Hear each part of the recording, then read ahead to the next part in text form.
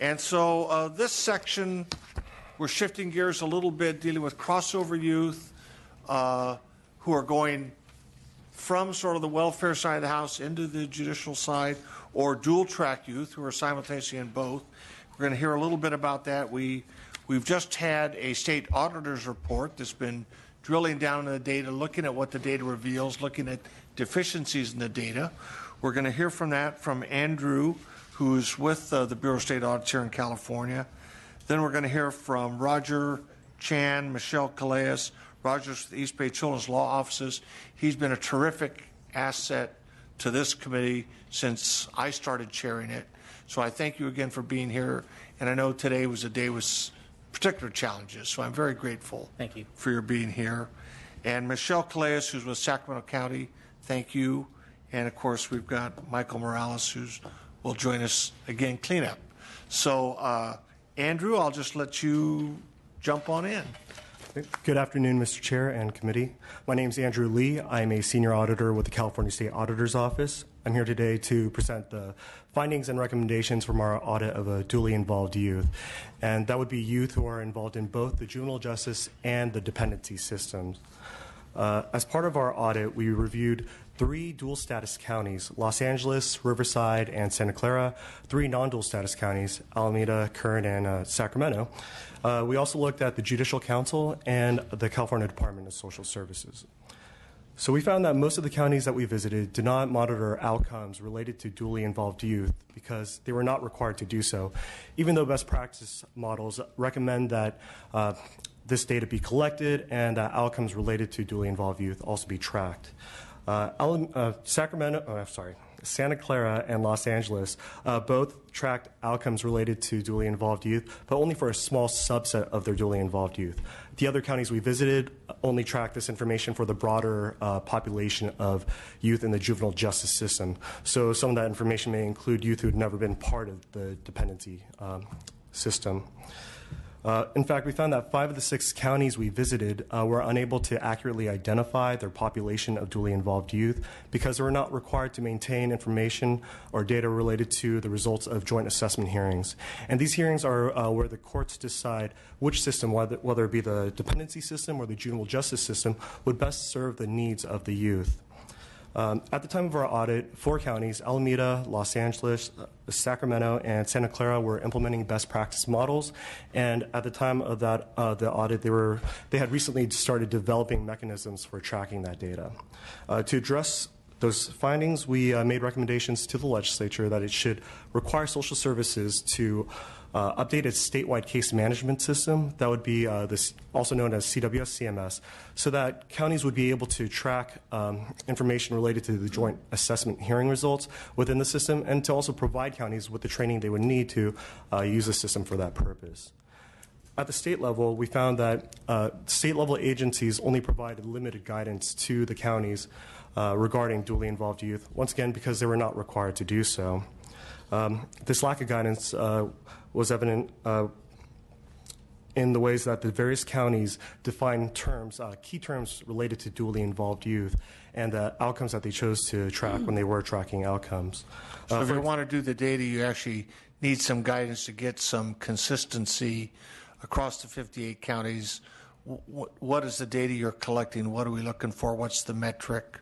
So that you actually have statewide data exactly to inform the public policy conversation. Yeah. So one example would be the term recidivism. All 6 counties that we visited define the term recidivism differently. So you wouldn't be able to compare recidivism rates as reported by one county to another county.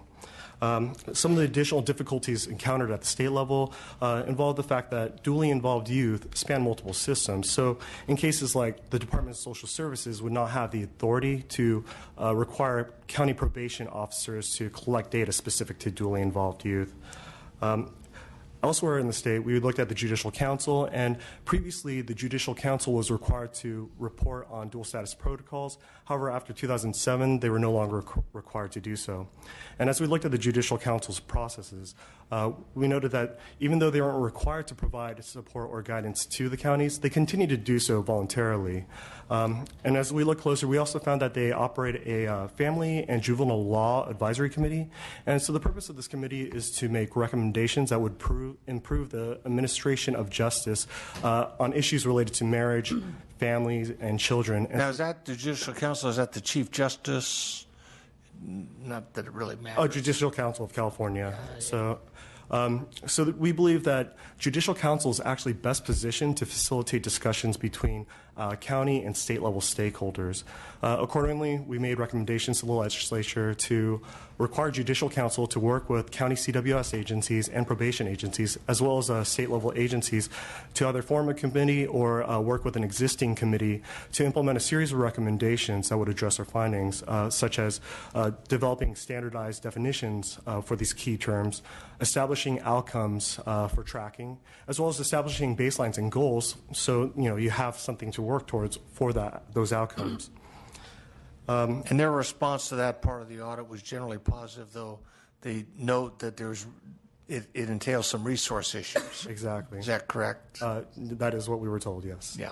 And as I said before, the support that they were providing to the counties was done on a voluntary basis, even though they were not receiving any funding for those efforts. Yeah. Finally, we reviewed the case files of 166 dually involved youth in dual status and non-dual status counties, and we compared the outcomes across those counties.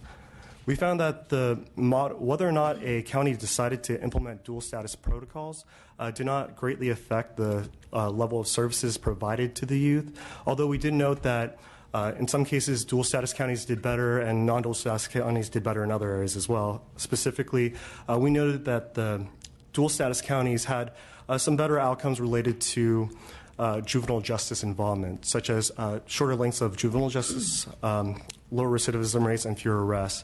Whereas in non-dual status counties, we noted that the level of family reunification services actually increased after a youth became adjudicated as a ward.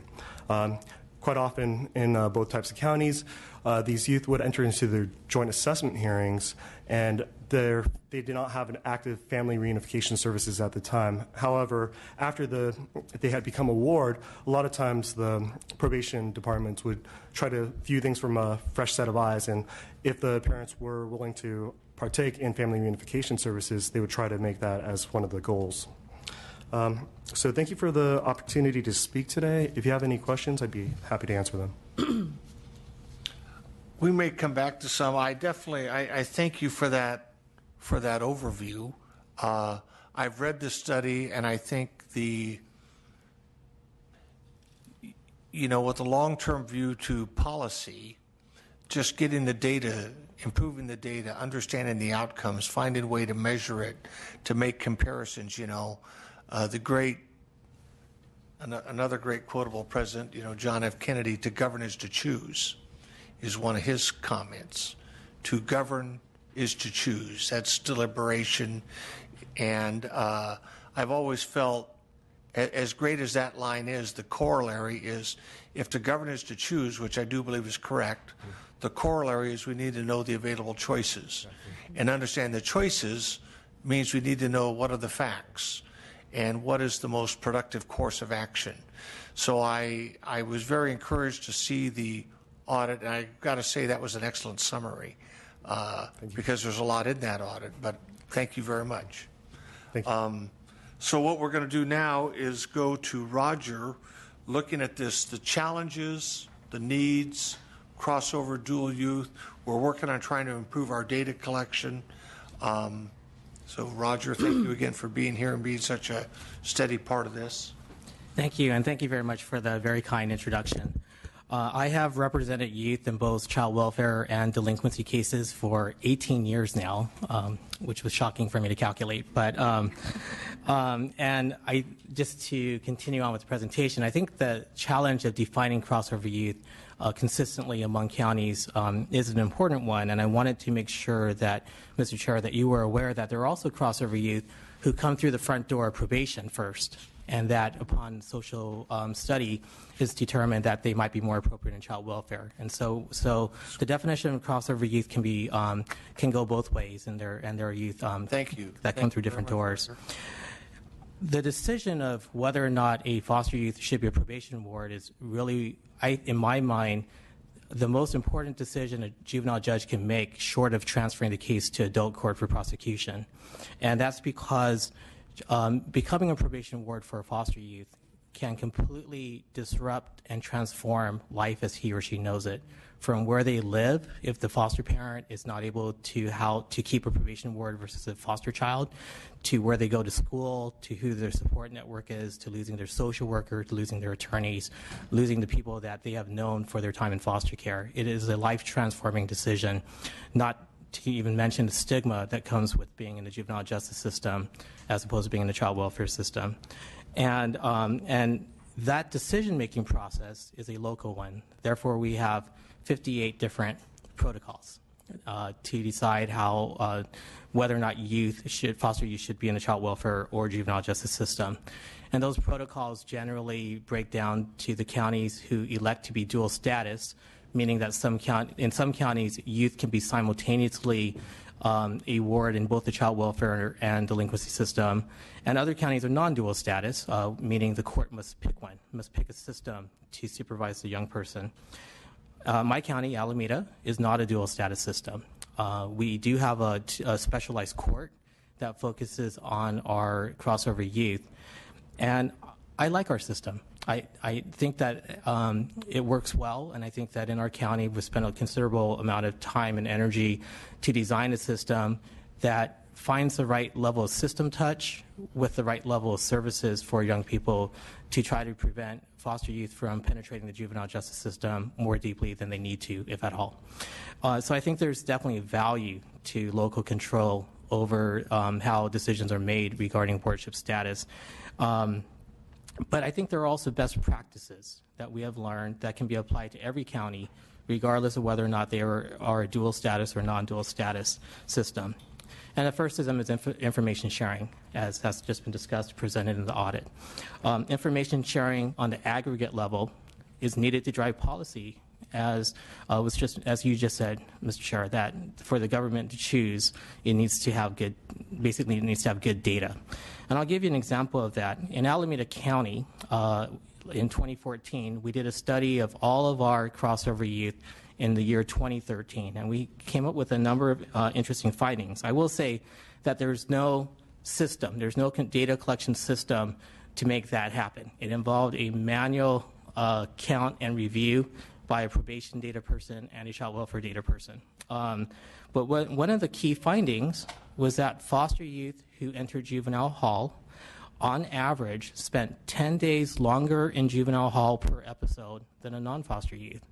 And that over the duration of the case, a foster youth would spend 17 days longer in incarceration than a non-foster youth for similar offenses. That stark realization, the data, changed our practice. And as a result, we implemented new protocols to really control that front door of the juvenile hall to make sure that foster youth were not being unnecessarily or excessively detained in juvenile hall. That's the kind of data that I think can drive policy in a very valuable way, but it just simply doesn't exist. And it confirmed sort of the anecdotal experience that the practitioners have. We know that that foster youth tend to have more problems and poorer outcomes once they're in the juvenile justice system. Yeah, you hear it as an anecdote, you frown. You hear it as a fact, and it's like, oh my gosh.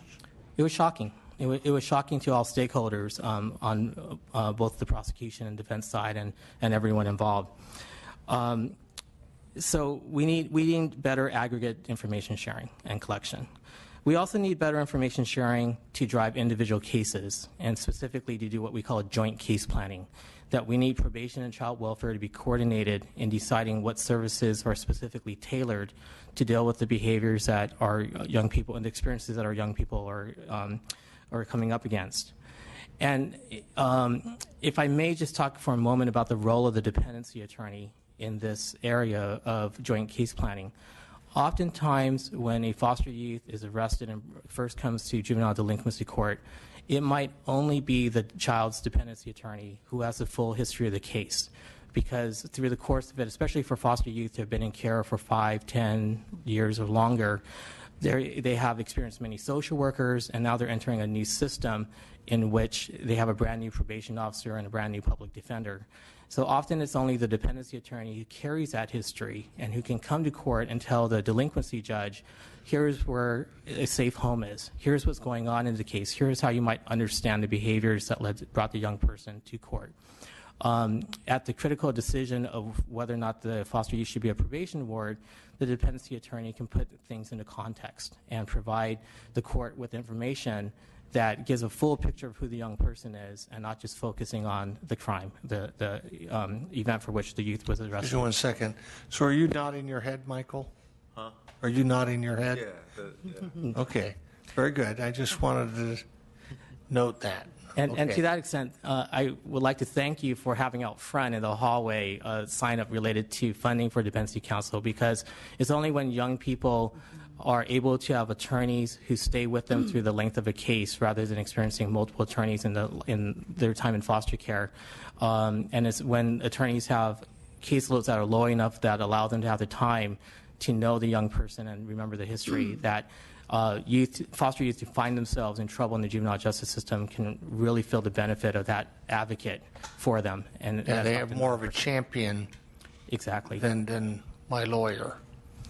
So, joint case planning and the need to address the information sharing between what are otherwise siloed systems, and it's not just child welfare and probation; it's also education, mental health, and perhaps the regional center. But the other systems that are serving our young people, it's important to have all of that information done in a way that balances the need to provide effective services with the young person's privacy. We don't want to have information sharing that goes so far that our young people's privacy and confidentiality is being violated. The next area of need for crossover youth is really to create trauma-informed systems. And by that I mean that we want the juvenile court to understand behavior through the lens of trauma. There are multiple studies that show that maltreatment, childhood maltreatment, combined with the experience of being in foster care is one of the greatest predictors of later juvenile justice involvement or arrest. It's not a guarantee, obviously, but it's a strong predictor.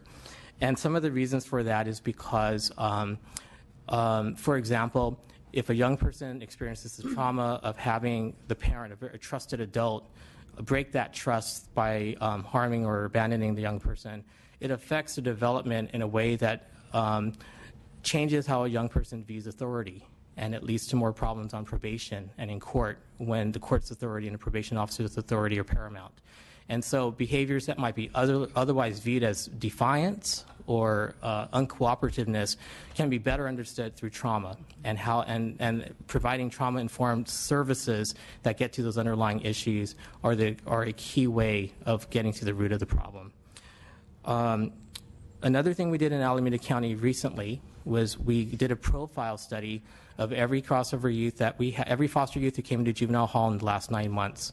And some of the characteristics we found, the recurring themes in in Alameda County, and maybe it was just a trend for this period of time, but every single one of these youth had experienced really profound abandonment by either there were failed guardianships, there were parents that relinquished them, but there was a real sense of unhealed loss of a permanent connection of an adult figure. And that was really driving these youth who kept running basically back because they didn't understand why they were in foster care. We also found very strong themes of severe mental health issues, substance abuse issues, more than marijuana, but really significant drug use. We also found that these young people were not committing, for the most part, serious crimes. These were generally crimes that happened, like petty theft while they were homeless. Perhaps they were shoplifting. There are incidents that arise in group homes from fights that they have with their peers in a group home, or they get charged with assault if they put their hands on a staff. For the most part, there were not serious crimes, but we also found, as a very concerning theme, was that foster youth had a lot of probation violations. and the violations were for conduct specifically related to their status as foster youth. For example, running away is the number one behavior. And while that may not be criminal for a non-foster youth, for a foster youth to leave their child welfare placement without permission resulted in an arrest warrant and a return to juvenile hall. And of course, there are many, many reasons why young people leave their homes, leave their foster homes. But we found a concern that there was a criminalization of behaviors specifically related to foster care status. And so an area in terms of, so creating a trauma-informed system is critically important both to decriminalizing foster youth behavior, but also it will specifically, I think, reduce length of stay in incarceration. It'll reduce the young people that we have in incarceration. And finally, and I think this is a similar theme to what our iFoster colleagues mentioned, is what our crossover youth really need are permanent connections. And we find that especially for older foster youth, teenagers, and this is true not only of crossover youth, but for all teenagers, we have a real lack of foster family homes. We need to have better recruitment. We need to have better support services. I think there's an underutilization of permanency options such as guardianship and adoptions, including adult adoptions, that can provide real meaning and a sense of permanent stability to young people who are crossover youth, as well as in the foster care system. And a continuing area, a gap in our AB 12 services is former foster youth who are committed to their county camp or ranch or to the Division of Juvenile Justice. So former foster youth who find themselves committed to an incarceration setting on their 18th birthday lose their eligibility or not eligible for AB 12 extended foster care.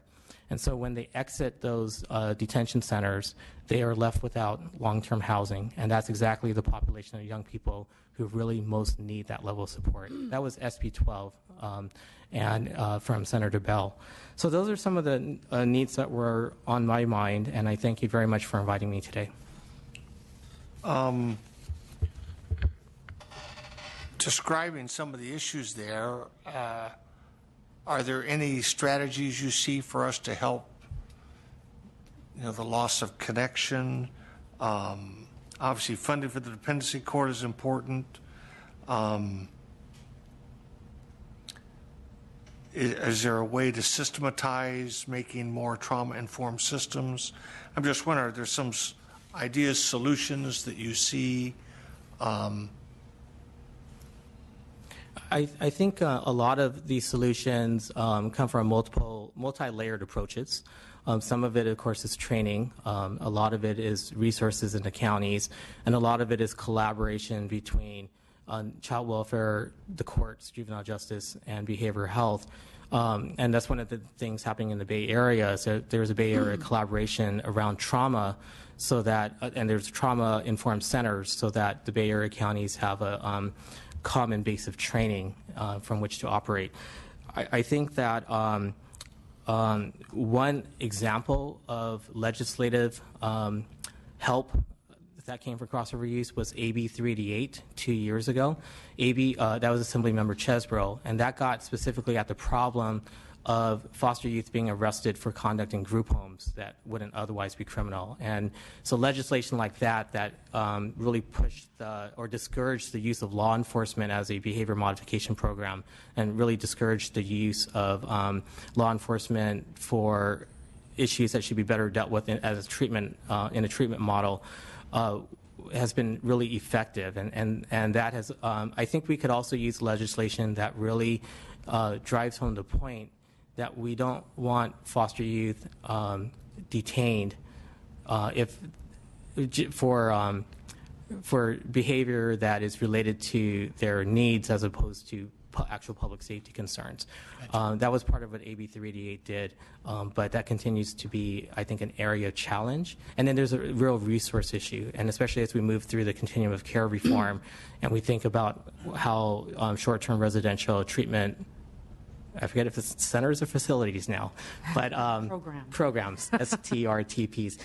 But as we move through the continuum of care reform, we have to really think very practically about where our young people will find family homes, what are the alternatives to residential care, and how we can support youth to remain in family homes when things get rough. All right.